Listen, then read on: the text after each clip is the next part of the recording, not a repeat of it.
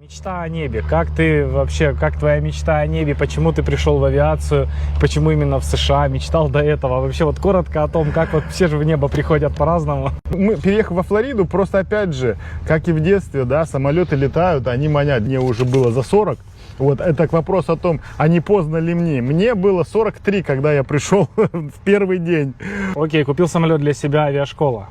Авиашкола. Why? А вот в авиашколе здесь возник, то есть у меня есть здесь две подоплеки. Ну вот сколько стоит стать пилотом в твоей авиашколе? Вот ты говоришь, я вот пришел сейчас к какой-то оптимизации. Ну вот Скажите ответь ты на мне, этот дайте вопрос. мне эту сакральную цифру. И расскажу вам сейчас быстро, коротко историю, как я проспорил ящик пива Тагиру в первый мой приезд.